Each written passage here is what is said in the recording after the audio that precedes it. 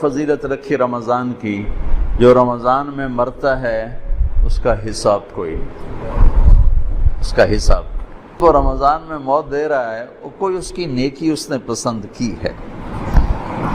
اور نور جہاں مرحوم جب 27 رمضان کو اس کی موت آئی، میرا رب کہتا ہے میں شرک کو معاف نہیں کروں گا، باقی جسے چاہوں معاف کر دوں۔ میں اس کی صفائی نہیں پیش کرتا ہوں کہ وہ اس نے اچھی زندگی گزاری، اچھی زندگی نہیں گزاری، لیکن میں اللہ کی رحمت کو بیان کرتا ہوں کہ جو ہم اپنے آپ کو صرف جنتی سمجھتے ہیں، باقی سارے جہنم میں صرف میں ہی جنت جامنا اور کیا نہیں جامنا۔ لوگ کہنے کہ لو جی وہ نور جہاں رمضان میں مر گئی، 27 رمضان کو مر گئی، میں کہوں اللہ تے مقدمہ کر دے بھئی یہ تو کی تھی۔ ارے بے وقوفو، میرا اللہ کہہ رہا ہے میں شرک معاف نہیں کروں گا، باقی جسے چاہوں معاف کروں۔ شہنشاہ ہے اللہ کی قسم، اس کا معاف کرنا بھی حق ہے، اس کا پکڑنا بھی حق ہے، اس کا دینا بھی حق ہے، اس کا لینا بھی حق ہے، اس کا مارنا بھی حق ہے، اس کا جلانا بھی حق ہے، اس کا اٹھانا بھی حق ہے، اس کا گرانا بھی حق ہے، اس کی عزت دینا بھی حق ہے، ذلیل کرنا بھی حق ہے، بیمار کرنا بھی حق ہے، صحت دینا بھی حق ہے، فتح دینا بھی حق ہے، شکست دینا بھی حق ہے، بلند کرنا بھی حق ہے اور پست کرنا بھی حق ہے۔ اس کا نام بھی حق ہے، اس کی شریعت حق ہے، اس کی جنت حق ہے، اس کی وحی حق ہے، اس کا محبوب حق ہے، اس کے سوا حق ہے کہاں؟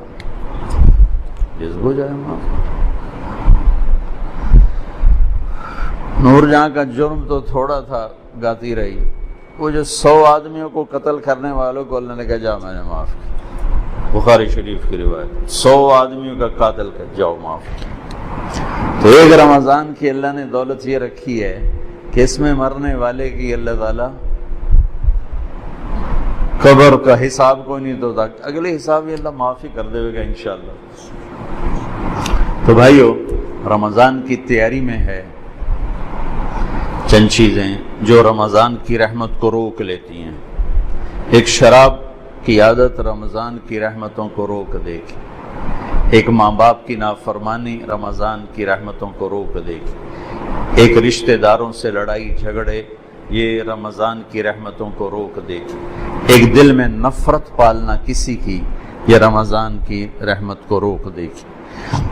اتنا روکے گی کہ لیلۃ القدر میں ساری دنیا کے مسلمانوں کی اللہ بخشش فرماتے ہیں، لیکن اعلان کرتے ہیں شراب پینے والا معاف نہیں ہوگا جب تک توبہ نہ کرے، ماں باپ کا نافرمان معاف نہیں ہوگا جب تک توبہ نہ کرے، رشتہ داروں سے لڑنے والا معاف نہیں ہوگا جب تک ان سے صلح نہ کرے، دل میں نفرت رکھنے والا معاف نہیں ہوگا جب تک وہ اپنی نفرت کو صاف کرے، دل کو صاف نہ کرے۔ یہ رمضان کی تیاری کے لیے میں بہت تھکا ہوا تھا، لیکن شاید آج تراویح ہو یا کل ہو تو ضروری سمجھ کے بھائیو آپ سے بات کر رہا ہوں۔ اللہ مجھے بھی ہوش و سلامتی دے، میں بھی ان چیزوں میں ہمیشہ اپنے آپ کو شامل کر کے آپ سے بات کیا کرتا ہوں۔ تو جیسے حج پہ لوگ جاتے ہیں تو معافیاں مانگتے ہیں، بھائی معاف کری میں حج تے جا رہے ہیں، اس سے زیادہ ضروری ہے رمضان۔ جتنے فضائل رمضان کے ہیں اتنے حج کے نہیں ہیں، جتنے فضائل رمضان کے ہیں اتنے حج کے نہیں ہیں۔ لوگ حج پہ جانے سے پہلے معافی مانگتے ہیں، ارے میرے بھائیو رمضان آنے سے پہلے اگر میں اور آپ کسی سے لڑے ہوئے ہیں اللہ کے واسطے صلح کر لیں، خاص طور پر قریبی رشتہ ہے صلح کر لیں، خاص طور پہ والدین، بیوی ہے، بہن بھائی ہیں، رشتہ دار ہیں، صلح کر لیں۔ میرے رب کی بارگاہ میں رشتہ داروں سے حسن سلوک یہ اتنا بڑا عمل ہے کہ ایک حدیث یاد آ گئی کہ میں تمہیں نفل نماز، روزہ، حج سے بڑا عمل بتاؤں؟ نفلی نماز، نفلی روزہ، نفلی صدقہ، نفلی حج۔ الا انبئکم بافضل من الصلاۃ والصیام والحج، میں تمہیں نفلی روزے، نفلی نماز، نفلی حج سے بڑا عمل بتاؤں؟ کہا جی بتائیے یا رسول اللہ۔ کہا آپس میں صلح صفائی سے رہنا، آپس میں پیار محبت سے رہنا، لڑے ہوں میں صلح کرانا۔ یہ اللہ کو نفلی، کتنے لوگ ہیں مصلی نہیں چھوڑتے لیکن سلام کر کے راضی نہیں، گرمی کے روزے جمعرات کے پیر کا روزہ بھی نہیں چھوڑتے، لیکن رشتہ داروں سے لڑائیاں پالی ہوئی ہیں۔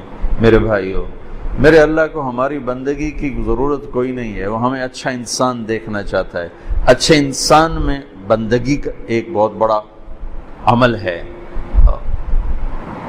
اور اس سے بڑا عمل ہے لوگوں سے پیار محبت سے رہے۔ فرائض کی تو بات الگ ہے، فرائض تو فرائض ہیں، اس کو کوئی چیز نہیں پہنچ سکتی۔ نماز نہیں پڑھتا اور سب سے حسن سلوک کر رہا ہے تو یہ بھی کوئی اللہ کے ہاں پسندیدہ نہیں ہے۔ تو ایک اعتدال کی بیلنس لائف اللہ نے ہمیں بتائی ہے۔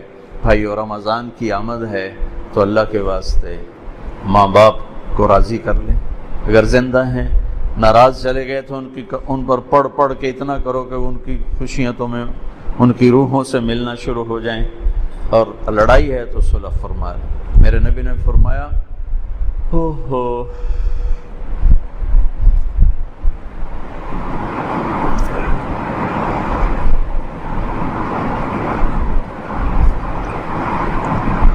میری ماں ہوتی، میں عشاء کی نماز کے مصلی پہ سورۃ فاتحہ پڑھ رہا ہوتا اور میرے گھر سے آواز آتی محمد، تو میں نماز توڑ دیتا، فرض نماز کا میں نماز توڑ دیتا۔ اور جب آخری رات ہوتی ہے تو اللہ تعالیٰ فرماتے ہیں میرے بندوں کے دن کے روزے اور رات کی نماز پر میں نے سب کی بخشش فرما دی۔ انطلقوا مغفورا لکم، جاؤ میں نے تمہیں معاف کیا، تمہارے سب اللہ تعالیٰ نے بخش دیے۔ یہ رمضان کی برکت سے اللہ نے اس امت کو یہ دولت نصیب فرمائی۔ جو پہلے امتوں کو یہ دولت نصیب نہیں تھی، ان کا روزہ بھی مشکل تھا اور ان کا اجر بھی ایسا نہیں تھا کہ جنت مزین کی جا رہی ہو اور مخلوق دعا کر رہی ہو اور شیطان قید ہو جائیں اور جنت کے دروازے کھل جائیں اور جہنم کے دروازے بند ہو جائیں، اور اللہ تعالیٰ روزانہ جنت کو تیار کرے کہ میرے بندے آ رہے ہیں، تو تیار ہو جا، میرے بندے آ رہے ہیں۔ یہ اس امت کے لیے یہ دولت رکھی گئی، اور اللہ کو ہماری بھوک پیاس نہیں چاہیے، یہ ہر عمل ہمارے فائدے کے لیے، ہر عمل ہمارے فائدے کے لیے۔ اور اللہ تعالیٰ نے اس روزے کو عجیب طرح اس کی فضیلت بیان کی ہے۔ نماز کا بدلہ جنت، حج کا بدلہ جنت، زکوٰۃ کا بدلہ جنت، ذکر کا بدلہ جنت، تلاوت کا بدلہ جنت، تبلیغ کا بدلہ جنت، تہجد کا بدلہ جنت، صلہ رحمی کا بدلہ جنت، سخاوت کا بدلہ جنت، معاف کرنے کا بدلہ جنت، تواضع کا بدلہ جنت، جھک جانے کا بدلہ جنت، محبت کا بدلہ جنت، ایثار کا بدلہ جنت، قربانی کا بدلہ جنت، قرآن کی تلاوت کا بدلہ جنت، تنہائی میں ذکر کا بدلہ جنت۔